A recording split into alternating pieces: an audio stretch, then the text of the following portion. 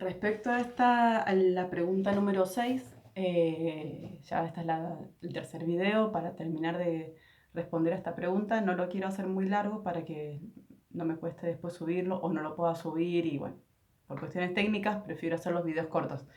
Así que pido disculpas que están divididos los videos de 10 minutos, más o menos.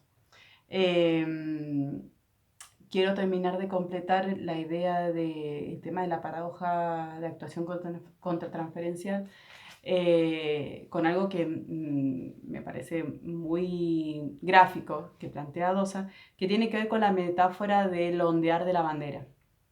Un poco lo tomé la semana pasada cuando hablábamos de las primeras preguntas respecto al capítulo 3 de Dosa. Pero bueno, el tema es cómo implementar esta paradoja de la actuación contratransferencial. Y él habla de que se puede entender como la metáfora del ondear de la bandera, ¿sí? En donde el, la, el viento sería la desmesura materna, ¿sí? Aquello que mueve para un lado, para el otro, ¿sí? La actitud del ate sería el movimiento de la bandera, es decir, que esta actitud conductual y mental del acompañante se puede implementar a través de la paradoja de la actuación contratransferencial, de esta manera, ¿no? Como acompasando el movimiento, el soplar del viento que se propone, ¿sí? Entonces, el movimiento que tiene que ver con la actitud del acompañante va a depender de cómo va a ser la desmesura materna, de cómo va a soplar el viento, ¿sí? Pero si solamente va a ser cuestión de manejar estas dos variables, no habría nada terapéutico, o sea, en donde yo estoy haciendo una intervención terapéutica y si solamente me voy a guiar por la forma en que sopla el viento. Va a tener que ver con el mástil de la bandera. El mástil es lo inamovible, lo que sostiene y lo que pone también cierto límite al movimiento. Y a la desmesura, porque el viento no puede contra ese mástil, ¿sí? Sí va a poder con el movimiento de la bandera, ¿sí? Pero no va a poder hacer más que eso. Entonces, ese eje organizador que tiene que ver, y seguimos mezclando los conceptos para que también ustedes entiendan cómo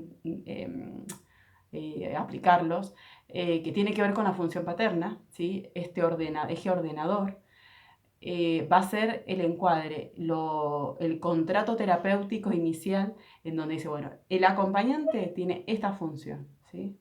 Después, en la forma o los distintos momentos en donde va a pasar el acompañante y los distintos objetivos que vamos a tener en el proceso terapéutico, también va a tener que ver con cómo acompasar esta desmesura materna, para que no genere sentimientos paranoides y persecutorios en la organización defensiva familiar, pero que también pueda tener este acompañamiento en eso también y adaptación a eso, también va a ayudar a que haya un vínculo de confianza con el acompañante y de esa manera poder hacer ciertas intervenciones.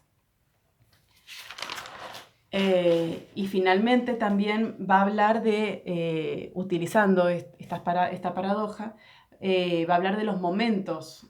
Él habla de la clínica ya, de la paradoja de la actuación contratransferencial, porque ya le da ese lugar, ¿no? A este estilo o este tipo de intervención.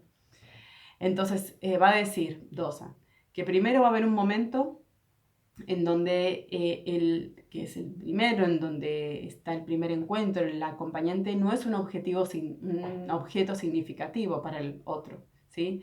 Ni para la familia ni para el acompañado. Entonces, como yo les decía antes, va a tener una presencia ansiógena y persecutoria, ¿sí?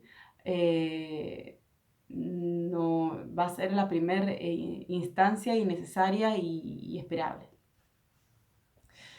Luego, con esta presencia ansiógena y persecutoria, va a aparecer entonces las transferencias familiares, ¿sí? Que habíamos hablado antes, que tiene que ver con patrones interactivos familiares que se despliegan en la relación con el acompañante, ¿sí? Que ya hablamos de lo que es la transferencia familiar. Ahí es el momento en donde el acompañante puede empezar a utilizar estas actuaciones contratransferenciales en el quehacer en lo cotidiano. De esa manera va a poder empezar a ser un objeto significativo y confiable para esa familia.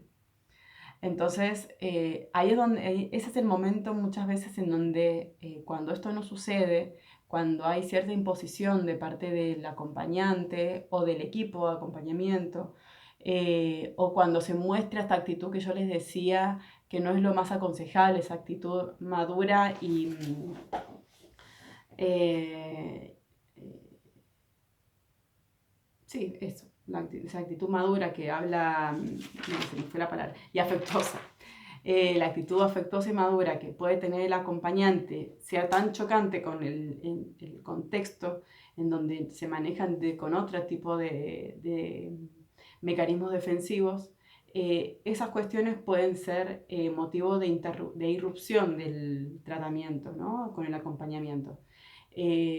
Son estos momentos claves en donde hay que tener en cuenta esta estrategia, ¿no? De utilizar la paradoja de actuación contratransferencial para que esto no suceda. Y cuando ya el acompañante es un objeto confiable, ¿sí? Viene el proceso que es fundamental, porque si no, no sirve de nada utilizar esta estrategia de la paradoja de actuación contratransferencial, que tiene que ver con el proceso de desmarque del lugar por parte del acompañante, ¿sí? Del lugar que se empezó a ubicar para ser un objeto confiable, ¿sí? ¿Qué significa? Que gradualmente se tiene que ir desplazando de esos lugares, ¿sí? Que fue colocado y que también dejó colocarse el acompañante, ¿sí? Desde ese lugar de confianza donde el acompañante puede hacer intervenciones, marcar ciertos límites, ¿sí? Si ustedes me dicen, bueno, ¿cuánto tiempo lleva eso hasta poder empezar a desmarcarse? Va a tener que ver con cada proceso, ¿sí? Y aparte hay, digamos, momentos dentro de los momentos, ¿sí? No es que a los 4 meses el acompañante puede marcar cierto límite, no tiene que ver con eso. Pero hay ciertos límites y límites, ¿sí? O hay ciertas intervenciones que se pueden hacer y otras que no, hasta que no haya más confianza en el trabajo, ¿sí? Qué sé yo, se puede intervenir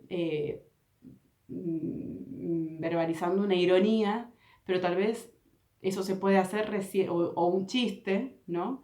Con cierta doble sentido en cuanto a tal vez hacer referencia a algo que está sucediendo, que en un primer momento puede ser tomado de muy mala manera y esto puede ser un motivo para irrumpir el tratamiento, pero también puede utilizarse esto ya cuando el acompañante ya es un objeto confiable. ¿Mm?